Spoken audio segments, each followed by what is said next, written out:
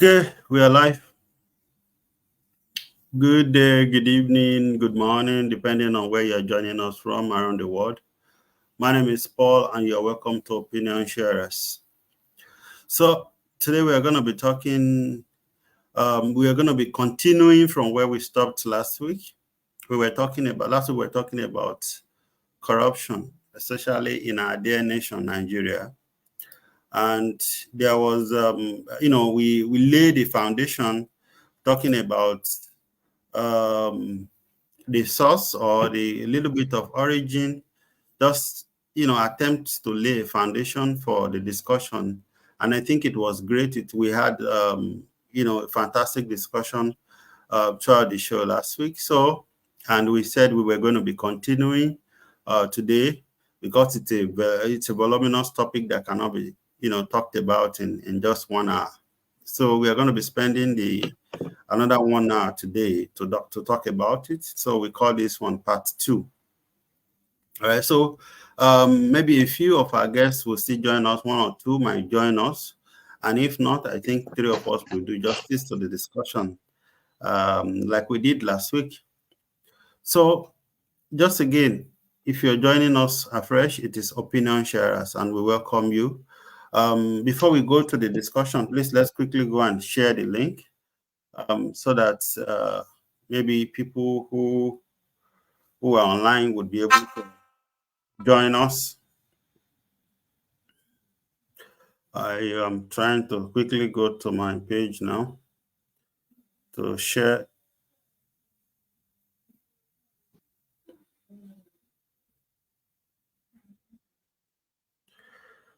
After this, we will do a brief introduction of ourselves, and then we fire on. Okay, this is it. Share. So I learned that if you comment all followers, that it just after this we will do a brief introduction of ourselves, and then we fire on. Okay, this is it. Share. So I learned that if you comment all followers, that it just after this we will do a brief introduction of ourselves, and then we fire on. This is it.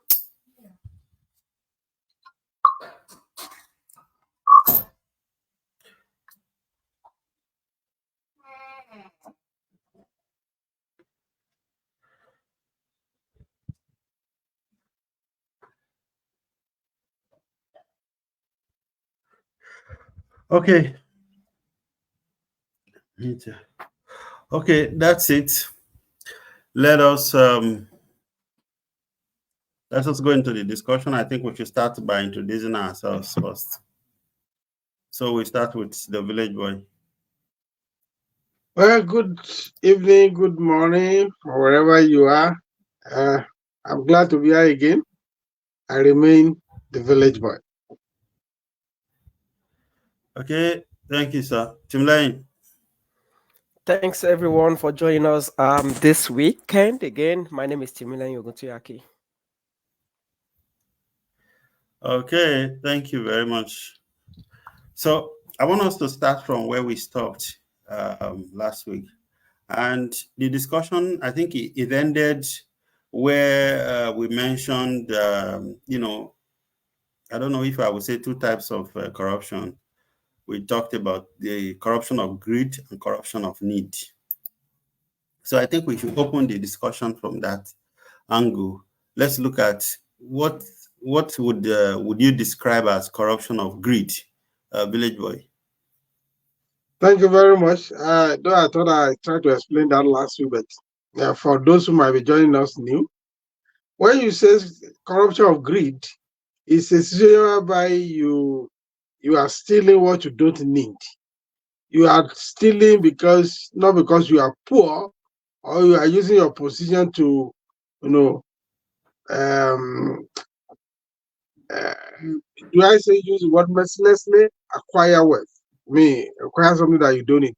For instance, you are a senior officer and you are earning reasonable salary that can take care of you. But even at that, the allowances that are made for your subordinates, you still find a way of cornering it from them. Maybe taking half of it or taking 3/4 of it. You have more, and but you still take, you still want to take more.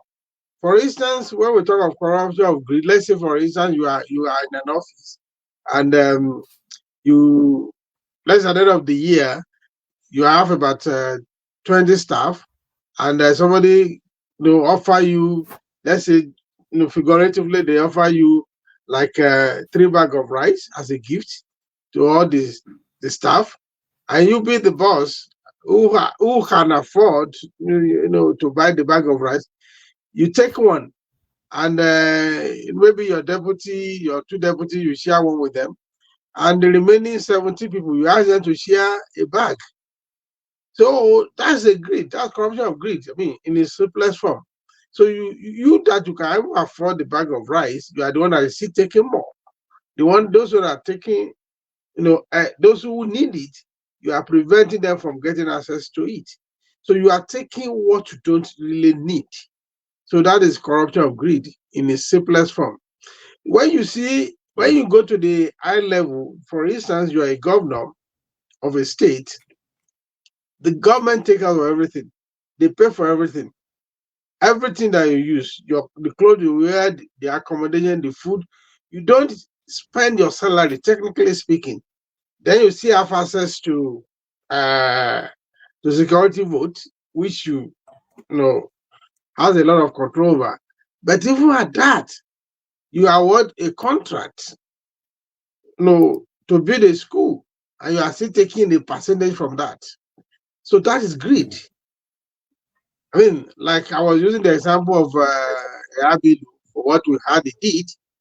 You are leaving office, and you can afford the school fees of your children, having been the governor for 8 years, even from your normal salaries. But you now dip your hand into the pocket, into the covers of the state, and you are paying like 8-10 years ahead in hard currency. That is greed. So, this corruption of greed also is not, it's not limited to those in government. It could even be at the household. For instance, when we were growing, they say, in our culture, adults eat meat, biggest meat, right? They don't need much protein like the young ones who are growing up. This corruption starts from the home. So, so the young child that is growing up, they deny him protein. They just cut like a finger of this into him. Say, look, you don't want to teach him how to steal, but you actually teach him how to steal. And the guy is saying, okay, the day I grow up, also me too, I'll be eating fowl thigh and all that. So you say a child cannot eat egg because when you allow him to eat egg, you teach him how stealing. And the adults are eating egg, they are eating everything. So the adult that is eating excess protein doesn't need it. The child that is growing that needs the protein is denied that protein. This is where our corruption actually starts. And it goes on and goes on and goes on. So you see yourself now, it is your turn, you are in charge. So everything that comes to that organization, you always take the lion's share, even when you don't need it. That is corruption of greed. I don't know whether I've made myself a bit clear there. Yes, sir, you did. You did. Thank you. I love the analogy or analysis of the fact that it starts from the home. Timileyin, would you please touchlight that of the corruption of need? Thank you very much. I think they are both related to each other if we look at it critically, especially using the example of the village boy that the young people or young children are denied of protein at home, so they are really in need of it. and they might steal it.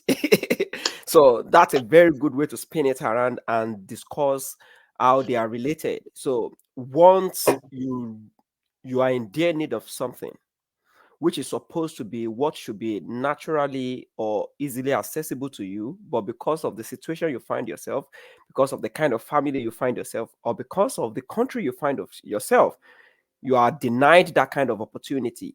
Normally, education, especially up to grade 12, which is supposed to be SS3 in Nigeria, high school, is supposed to be free for everybody. But when you don't even have access to that quality education at that level, it becomes a problem, because when you get that half-baked education at an expense, you begin to question, why do you have to go to school?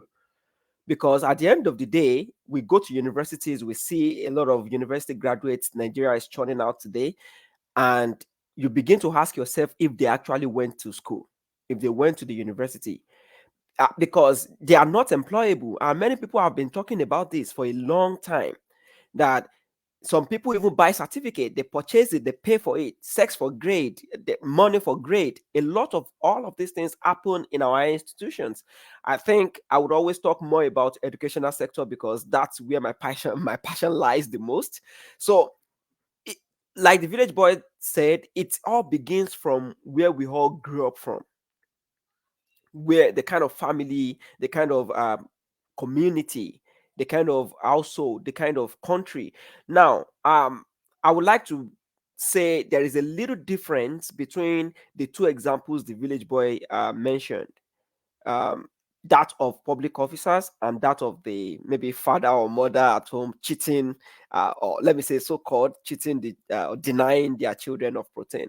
The difference is that a state governor, for instance, did not work for the money he's allocating to himself, did not work for the money. And that is why even the corruption of greed has levels. So some people, they did not work for this money. It is a state allocated fund, and they dip their hands into it and just attract it to themselves. On the other hand, I'm not trying to justify a father denying their children meat.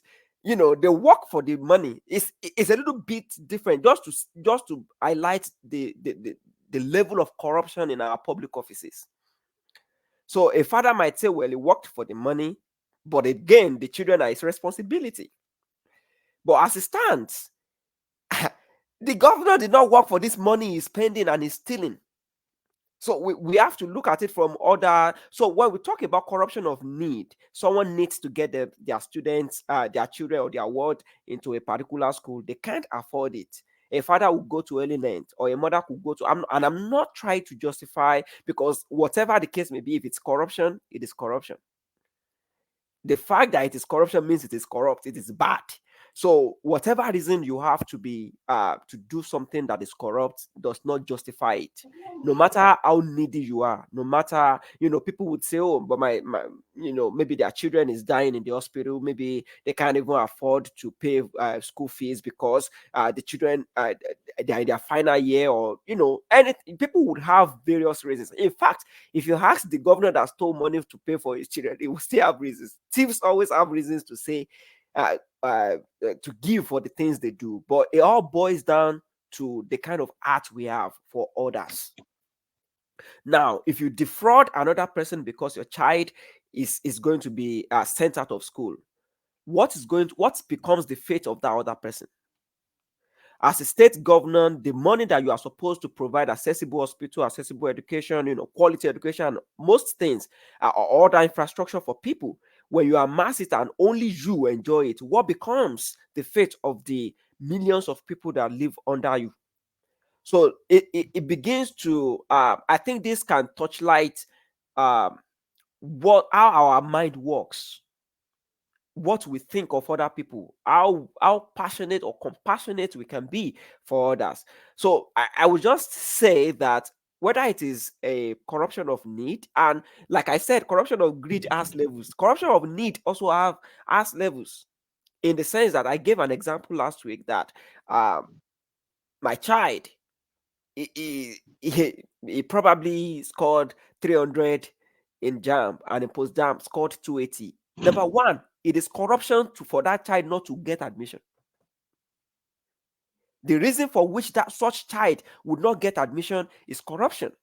So the father might then have to go to the dean of a faculty or the HOD, please, you are my church member, or you are my mosque Asalatu member, or please help this young boy. So it doesn't need to get to that level, because the child under normal circumstance should have gotten admission. So these are the issues we should be talking about. That even though people will say, oh, you didn't get there by merit, but the guy originally got a good score to enter that department. So why is he not getting it? So, and that's why we have to look at and the village boy tried to say something last week that the governors, they have this number of slots. But what happens to someone that has 15%? Just because it's related to the governor, he should get education, he should get the admission. And someone that has 80%, would we say that is just? So I rest my case. I think I need to quickly, Paul, before you comment, I need to quickly make some comment on what Timia just said. Yeah, he's trying to justify that a father who is eating more protein work for it, and the governor don't work for the money they are doing this. See, what is here now? Let us not, everybody works one way or the other. But the question is, like, when we talk of corruption, of greed, we are talking of abuse of rights and privileges. The father may have the right to Annie because he worked for it according to you. The governor has privileges because by superintendent over the affair of the state, he has privileges. So, and we cannot pretend those privileges they do not exist. But what we are saying is, when you begin to abuse that privileges, when you begin to abuse that right, the father is abusing the rights. The governor is abusing the privileges of his office. So either way, there's an abuse. So, and this abuse is what actually leads to this corruption. And these are, again, when there is a kind of impunity that nobody can query me, nobody can question me, then it continues to, to spread. And the child that you are denied that thing is seeing something that, okay, he is planning that by the time he becomes adult, he will do the same thing. So this thing something happened to me. I don't know whether I could say this on the air. I was served food with my elder, and they put 5 pieces of meat. And this guy ate 4. Me, I was focusing on the food. That's corruption, sir.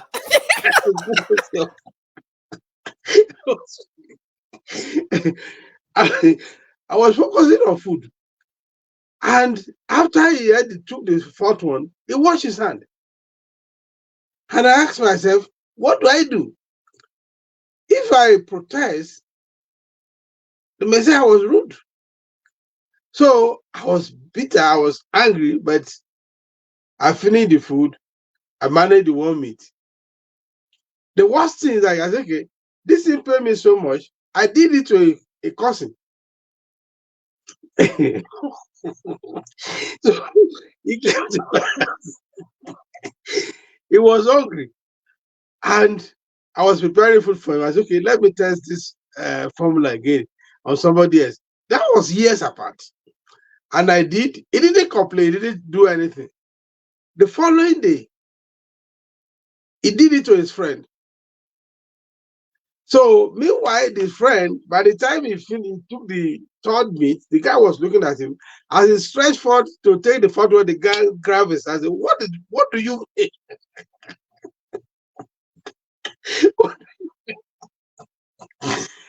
And the guy was very angry.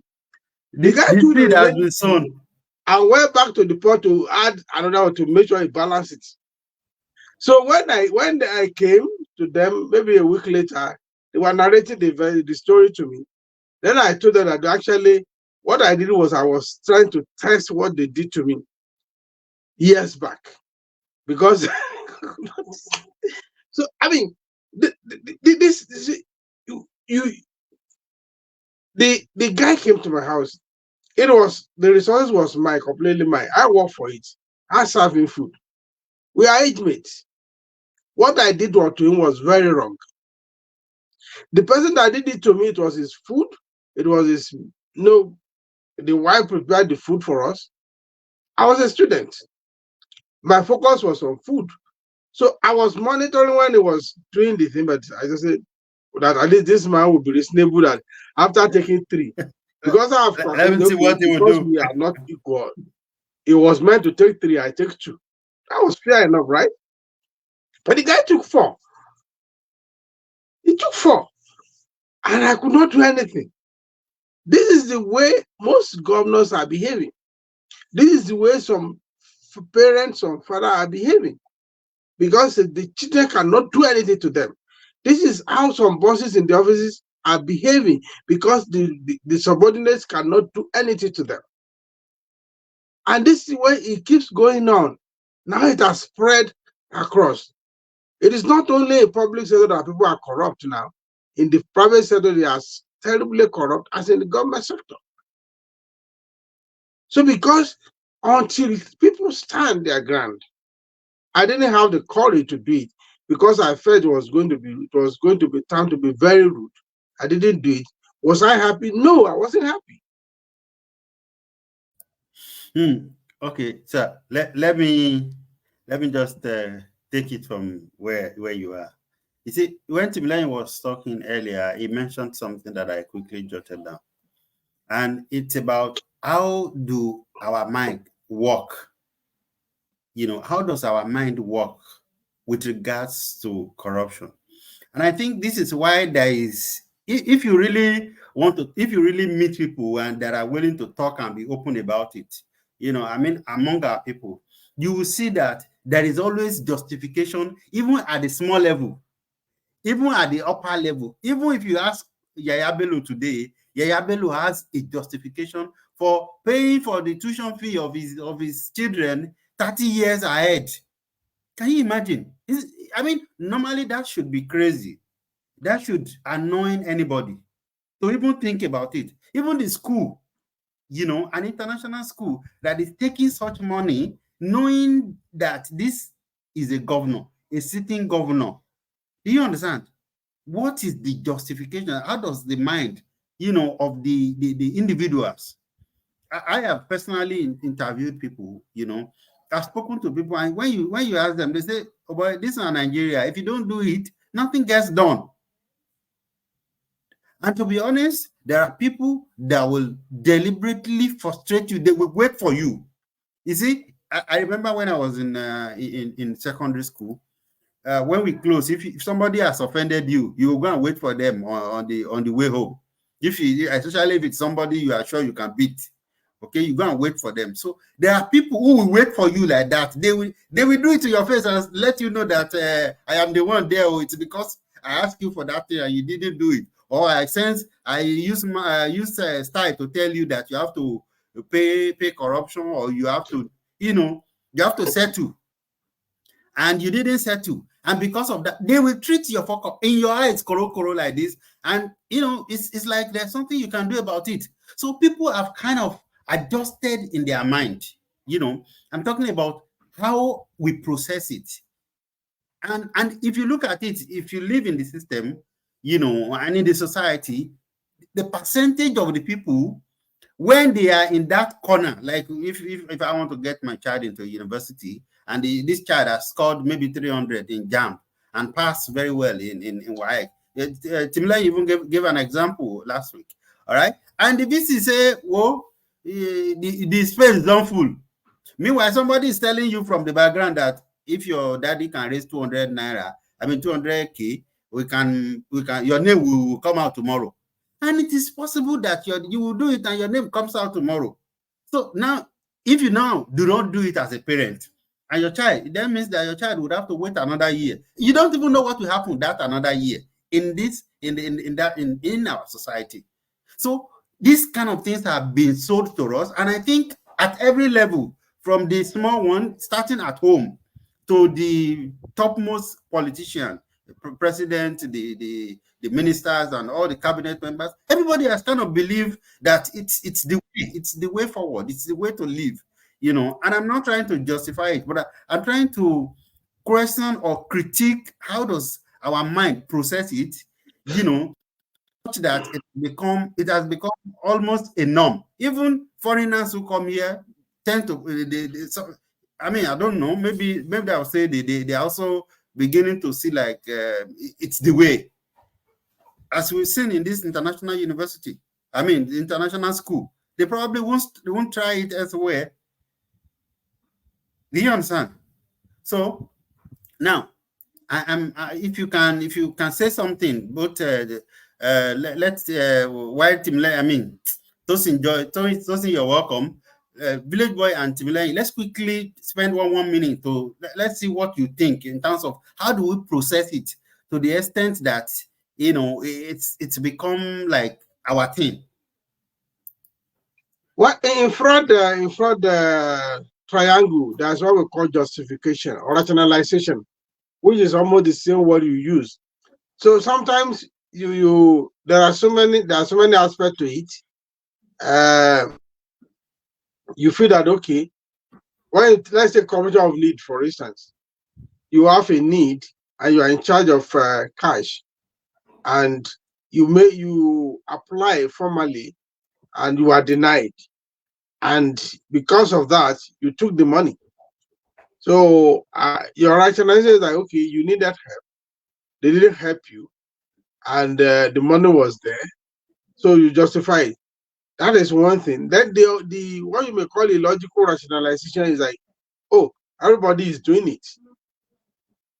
And I documented it in my book, my first book, Thoughts of a Village Boy, where government officials told me that it's you that watch Nigeria clean. That was 1996 or 97. Share Lema for Nigeria money. And why? Because this person was asking me to falsify records that we submit to government, and I said no, I won't do it. The person challenged me, are you the one that will watch Nigeria clean? I said, you are. These are people that are coming supposed to regulate, to ensure that we keep our records complete. To me, but now if you do, doctor the record, they can have access to some other whatever area we are covering. We can share it with them. I said no, I was not going to do that. So the fact and the rationalization there is like, okay, everybody, everywhere they send them to, they are expected to render returns. And what is this returns? Is by conniving with people to falsify information that is released to government. So now people no longer bother because again there's impunity and nobody got punished. So it's a case of, okay, if I have access, it's a privilege, let me use it. So people don't even bother. This one you are saying other people, there's nothing to bother about any longer. Everybody is doing it. They will even tell you it's your turn. You better make good use of it. If you don't make use of it, well, it is your own cup of tea. So I think that is the thing. The rationalization is always there. It's either because you are denying, like the admission case now, for instance, frustration will be the rationalization. Okay, I study, I scored, I made the cut-off mark, they replaced my name. Is that person going to be happy? No. The guy is frustrated. Like you already said, okay, if you want this to be remedied, bring 200K. Or you wait for the next year. Like Paul Riley said, you are not even sure what next year will be. So you are frustrated. When you are forced to give that 200K so that your name can be there, even when you have already qualified, is that you have sown a seed, you have sown a plant, you want to reap. When you have access to position tomorrow, you will think about the 200K you paid, and you are not going to take back only 200. You want to take millions because somebody frustrated you. You did your job. You are supposed to be normally given the admission, you are denied the admission until you are forced to pay. You don't forget such thing. You look for opportunity in the future to get your money back. So frustration is part of the reason why people don't. You say, why don't they think? Say, look at what me. It's like when I passed and I was denied admission. So what were they thinking? Is it only me that is supposed to think? So this thing is interwoven. Like that's why I went back home. That this thing started from home. When you deny somebody what should have been the personal right or privilege, you are sowing a seed. And when you sow a seed, a grain of corn, you don't harvest one. You harvest a cob, right? That is why we are today. All right, Timileyin. Thank you, sir. So the village boy is right in many things that he just said about our state of mind and how we view it, like how we view corruption, especially when we are not just talking about theory. We are talking about this is an experiential situation now, what someone has experienced before. And he was really passionate about someone asking him, are you the one to watch Nigeria clean? That's a very stupid question to ask. I mean, we all just have to play our part and everything will just fall in line. So it's very right. Impunity is one of those things, that makes everybody settle for it. Apart from frustration is a very valid thing, but that frustration only applies to the people who still have some moral, they still have something still guiding them. They still have conscience. But you see, so some of these public officers, it is impunity, and like the case of the father taking all of the meats in the pot, is impunity. It's like, what would you do? Even if you caught me, what would you do? The governor knows that he's covered with immunity. He knows that nothing is going to happen. And all he has to do, if he gets out of government, is to support the government of the day. That's all. So, and that's why you see cross-carpeting. We see cross-carpeting as citizens. We see cross-carpeting as people just playing political games. It's beyond that. That's why you see someone like I don't want to mention names now. A popular politician that has eaten, that has been established, that is structured within the PDP. All of a sudden, because Buhari became president, he became an APC member almost immediately. Why? Because they know. In fact, this politician's name is all over the place because CFCC is looking for him. His international passport has been seized. But by the time he decided to say, okay, I'm not a APC member, all his sins were forgiven, and he automatically became a part of National Working Committee of the APC.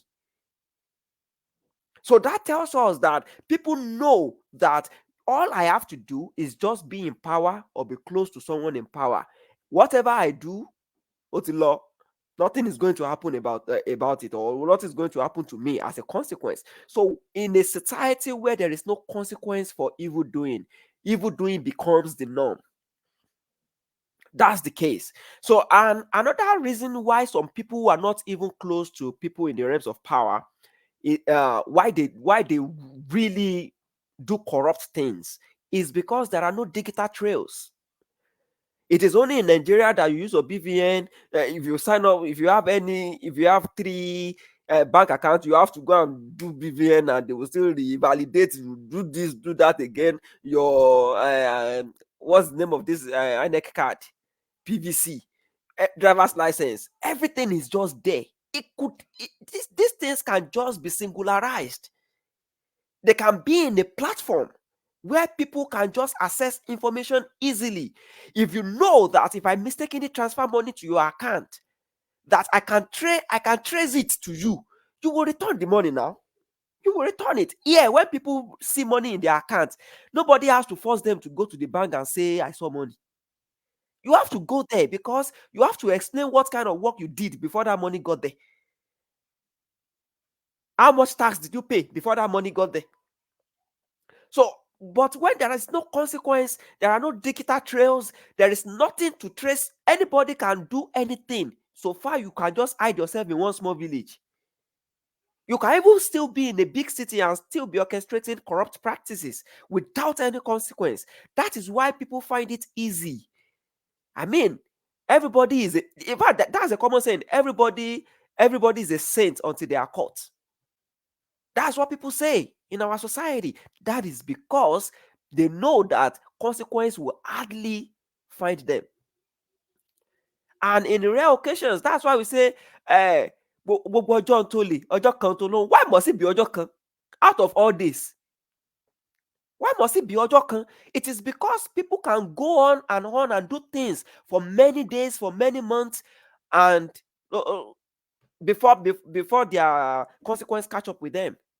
It is the rationalization of the evil that we perpetrate here. Yes, and it becomes normal. That's why Olohun gangan Anthony has to wait for that one lucky day. And the evildoer has to keep doing it every other day. So when you see all of these things like impunity, like cross-carpeting, I just have to be associated with somebody in power. Well, even if I don't have anybody in power, I just have to be smart. I just have to not leave any digital trace. I just have to hide myself somewhere. I can get away with crime. And that's why people will continue to do it. But if the government, that's why I would always hold the government responsible, even though it begins from home. Even though it begins from home, why do we even have national orientation, what's it called? NOA agency. Why do we have them? They are the people doing these things that we are doing online today. That's their job. That's why they are paid millions, and they still some more millions, even on top of their salaries. That's what they should be doing. Educate people about corrupt practices, about when to say no, about when to blow whistle, and assure them of their safety if they do so. But when you see that, well, you can do anything and get away with it, it becomes the normal thing to do. Thank you. All right. Thank you very much, Timileyin. Tosin, you're welcome once again. We've been discussing the topic of corruption, as I'm sure you are aware. And the next thing we want to talk about is the impact or implication both for economy and stability as a society. So, Tosin, would you want to give your opinion as every other person would have a turn on this particular question? I'm still listening. I'm trying to catch up. Okay. All right. You're welcome. The Village Boy. Let's look at the implication for our economy, for instance. Since you're an accountant, maybe you take up that. Implication for economy. Let me be a bit dispassionate about this, because there are good and there are bad implications. People think that corruption is one way. It's not one way bad. It is global. Is bad in the long run, but there's a bit aspect of it that is fairly good. Fairly good in quotes. Let me explain. Let me use an analogy. Let's say an account clerk. I mean, apology to my people of my profession. Or a cashier stole maybe 10,000 from the till. On going home, put it in his pocket, and on his way home, he perceived this sweet aroma of pot and kill around the corner of his house, and he stopped by, and he decided to enjoy his life, the life of his head, with corrupt money. So he spent, like, let's say, he spent out of that 10,000, he spent 6,000 that place to, fish pepper soup, drink beer, and of course, extend goodness to other people around him. That is corruption, right? But that 6,000 that he has spent in that pepper soup joint is an economic activity which has multiplier effect. By spending that 6,000, the owner of the shop is benefiting, the woman that is grinding pepper is benefiting, the Okada that they used to go and buy pepper in the market is benefiting, the Okada is benefiting, the man that is selling tomato in the market is benefiting. The fish farmer who is supplying the fish is benefiting, right? So there's an economic activity. If you, that is here we are suspending morality, right? So there's an economic activity going on there. That is fairly good side of it. The worst implication of it is like that 20,000 here, 30,000 here in the government. I mean, let's say it's a ministry. Because of that, there's no malaria drug in the health center. We are not even talking about hospital now. Primary health care. Because of that, the drug that should have been bought in primary health care was not bought. So somebody has malaria, a child, maybe a woman, a grandmother, taking care of a young child, given by, birth by maybe a daughter or so, which the husband has run away or did not accept the pregnancy, has malaria, and they brought this young lad to the health center. Malaria drug is no longer available. Even the one they supply, you find it in private clinic, private pharmacy anyway. So this young child, because of that, may die, right? Because the money that was meant for that drug in that health center has been stolen and spent in a pepper soup joint. Though there are benefits, there are economic benefits at the pepper soup joint, but we have lost a life, a young life, a thriving life, a life, someone that can become anything in the future. Or they spend some money on the drugs, but they bought adulterated drug. They give the child adulterated drug, which is also still product of corruption. Of course, it alters something in the system. Let's say in the extreme case, the child may have organ damage, the child may paralyze. This happened to the child not because he has done anything wrong, but because somebody somewhere stole the money that was meant to take care of that child. So you will see that for every act of corruption, things that are numerous. I'm using at healthcare now. The school, public school, will suffer for it. People hardly go to public school now because they are not maintained. Everything has collapsed. It's because of all this little stealing here and there. When we are growing up, public school is taken care of. You go to public school. Many of us attended public school. We are still where we still get to where we're supposed to get to. But today now, no rational person will send his or award to public school. All this little money that they are pinching here and there, it will collapse that system. It will collapse the public school. It will collapse the public health. Not to talk of road. It will create unavoidable accidents. Potholes are everywhere because money that is meant for those ones has been stolen. So when you begin to talk about the implications, they are numerous. Then, if on the other hand that money is stolen, if it is for big guy who stole this money, and they took it outside the country, now you are denying the economic life of your own country. So most of the problem we even have the foreign exchange now can be traced to this. When some governors will land, get state allocation, they take it to Burundi change and change it to dollars. They dollarize the economy because of corruption. So there are enormous implications.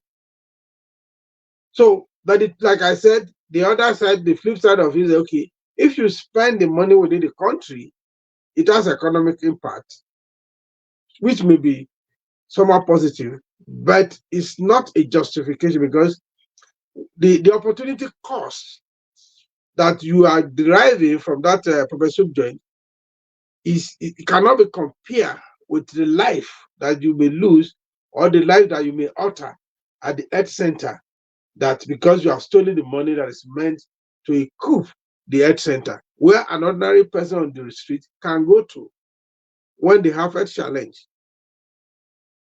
Sometimes it may result to death.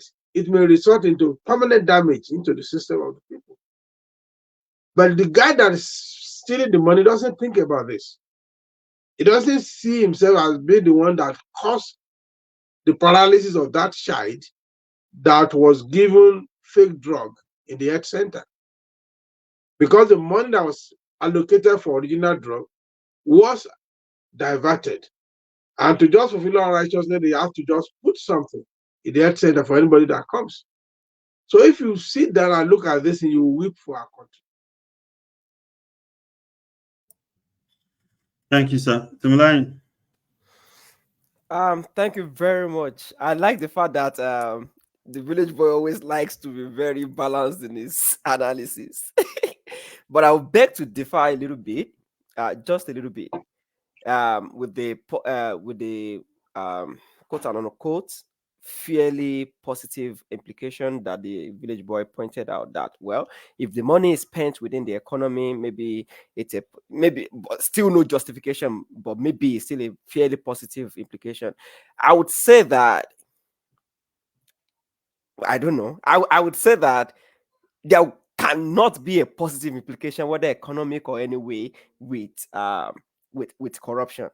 Because if that money was not stolen, if it was distributed to the rightful owners, there will still be economic activity with the money. They will spend it. Well, maybe they need to go somewhere. They will still have to use Okada or use bus or use taxi or cab. Whether they have to buy something at home to eat, they will still have to consult with, subscribe to the service of the person grinding pepper, grinding ewa, grinding ugi, and all of these things. So one way or the other, the money will be spent. So there will still be economic activity going on with that money. And the money is more likely to be spent within the economy when it goes to the rightful owners. Because, like the village boy rightly said, that, it is possible for a big man to siphon money and send it outside or spend it inside. So that's a probability. You can't control what the thief does with the money he steals. But the people that are rightful owners of the money are more, because it's not a lot. If it goes to the right people, it wouldn't be a lot of money to spend outside of the country, right? So the money goes to them and they will spend it within the economy, and the economy would be better. That I might be wrong, but that's what I strongly believe in. That either ways, economic activity will still be achieved. And like the village boy said, there are the implication, negative implication of corruption is multifaceted. And I would touch on a few things. The village boy already talked about forex, so there's no need going into that. So there could be issue with foreign exchange, like we are experiencing in Nigeria today. But one important thing that we are not looking at that affects our economy a lot is the global outlook. If people believe that a certain country is the corruption headquarters of the world, it has a global outlook, a negative or very rough global outlook, very ugly one. And that means the attraction of investors into such economy is going to be limited. Such economy cannot attract the right investors. If there is going to be any investors at all, it will be people who believe that they can thrive in the middle of corruption. So these are the people that such economy would attract, and that means that the whatever this corruption situation of the country is at that time, when such investors, corrupt investors, come in, it will be multiplied, and it becomes a bigger problem even for such economy. Number two, like we see in our economy today, there could be eradication of the middle class. And that means there is a big problem for our economy. If the middle class is gone and everybody is left either to be rich or be poor, there will be a problem. Number three, insecurity. People can get frustrated to the extent that they can take up arms and decide to, get get money by whatever means possible. And that is the reason I still believe that is one of the reasons why, apart from the fact that people are unnecessarily evil and wicked, corruption is still one of the reasons people take up arms and they decide to rob, to kill, and to destroy people like the devil would do. So, lastly, like the village boy said, there is a money for a particular maybe healthcare center or health facility, and the money is stolen. So what is going to happen is that there is a possibility of pestilence. There is a possibility of diseases, communicable ones. Even if it's not communicable, what happens to the individual families that are affected? And that takes me to the final point, which is the fact that purchasing power of individual families are limited with corruption. If there is one person at the top of the pyramid that takes everything, whereas all other people that are below, they have nothing left to themselves. The purchasing power of individual families is limited, and that is definitely going to affect the economy of the country. Thank you. Well, it seems Paul is away, so okay, he's coming back. I am sorry. I'm sorry, it's my network that just disappeared. Pardon me, please. So, unfortunately, I missed most of the large percentage of the points that Timley made. But regardless, Tosin, are you going to contribute now? Yes.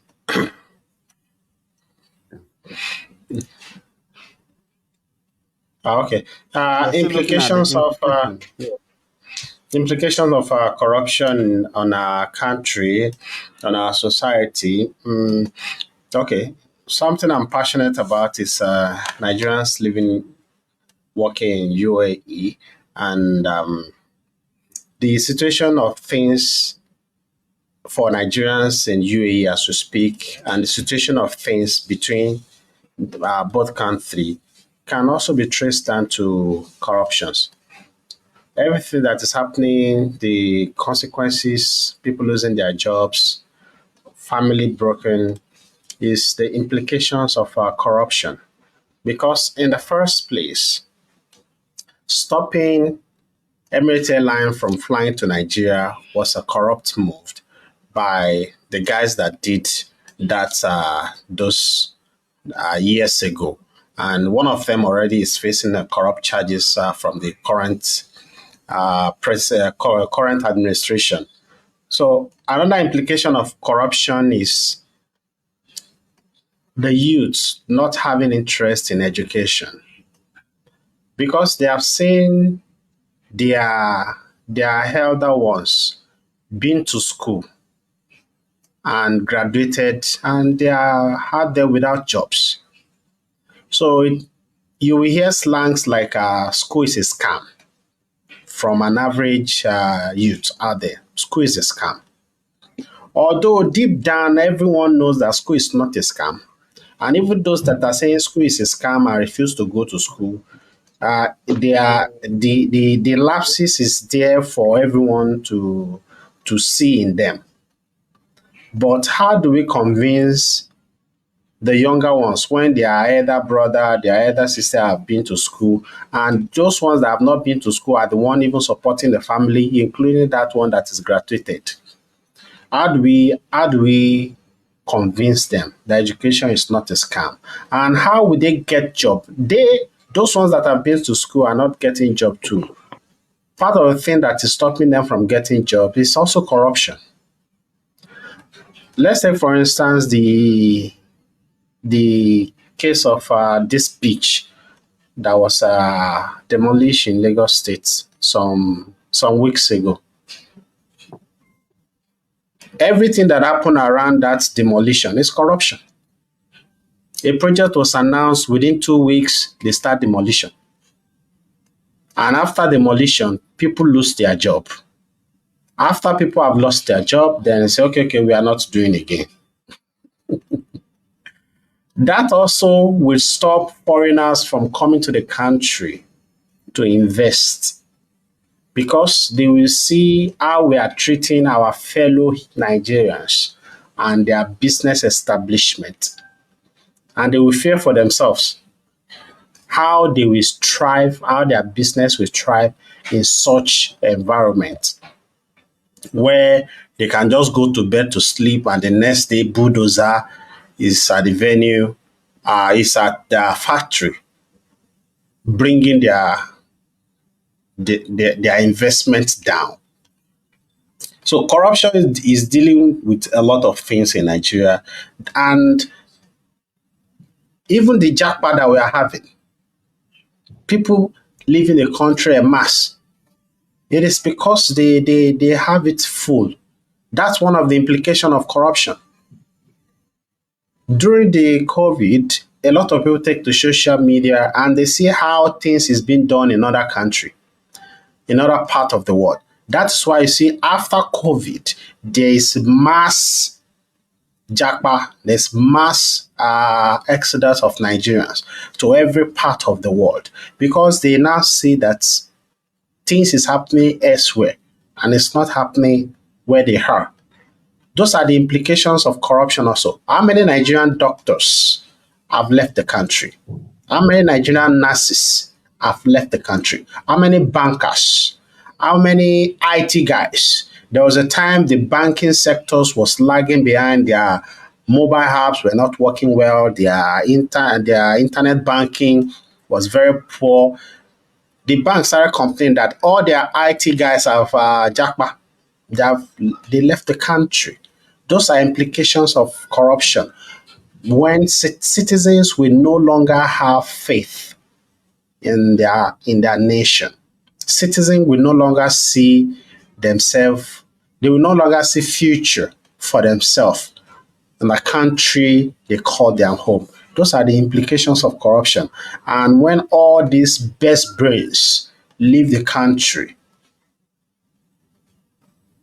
go to another country, then we are left with less manpower. And across the world, some nations across the world have proven in recent time that manpower is even an asset. Manpower is an asset. So if all this manpower leave the country and they jackpot to another country, where do we get the manpower? Where do we get the right people to build the nation? That's my submission. Justin, thank you very much. That was well submitted. It's we've already spent 1 hour, and I'm trying to be a man of integrity this season, such that we don't do more than 1 hour. I just think maybe we will do a part 3. Anyone agree that we do a part 3 of this topic? Because I want us to look at the way forward. I want us, even though we are not a national orientation agency, but then I want us to, as a responsible citizen that we have, that we are, I want us to look at taking responsibility.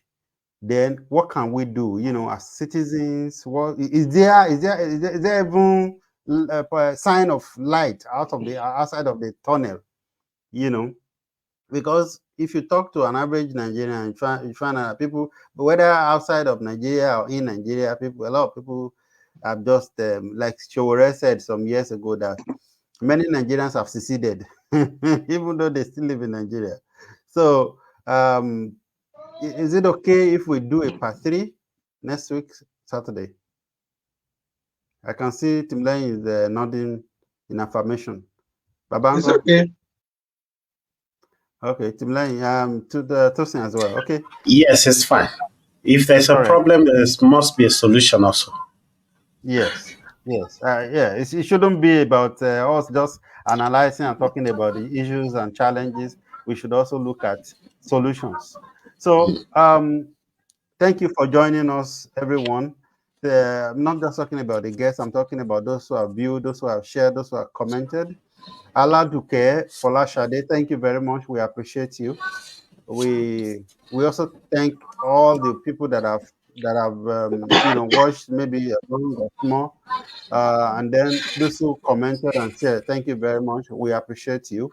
It's Opinion Sharers. Opinion Sharers is a platform that is online based, where we come together to share opinions, especially things that have to do with our beloved nation, Nigeria.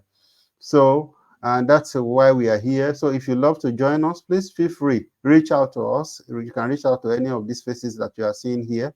You just drop a comment or an inbox message, and we will reach out to you. We are looking for people who are also passionate about Nigeria, just as we are, and would want to lend their voices. So thank you, everyone. Can we just take one 20 seconds? So just say bye-bye, starting with the village boy. Well, it's nice having you once again. God willing, see you next Saturday again. Have a wonderful weekend, and make sure as much as possible, make it corruption free. Thank you, sir. The Tosin. Okay, thank you, friends, for joining us tonight. I'll be back to next week by God's grace. Till then, as Village Boys have said, let us try to make corruption free. I don't know how. I don't know, but let us try. It is actually very difficult, especially in Nigeria, but it is possible. It is possible, and it's a gradual process. If everybody will lay to heart to start taking the steps one by one, nobody can somebody say to the village boy that, are you the one that want to eradicate corruption? See, one person cannot do it. It will take our collective efforts. Don't give, don't take. Thank you very much. Thank you very much. Tulane. Thanks everyone for joining us again today. We'll see you next time. All right. Bye-bye. My name is Paul, and we will see you again next week. It's 5 p.m. Nigerian time. We're logging out now. Thank you.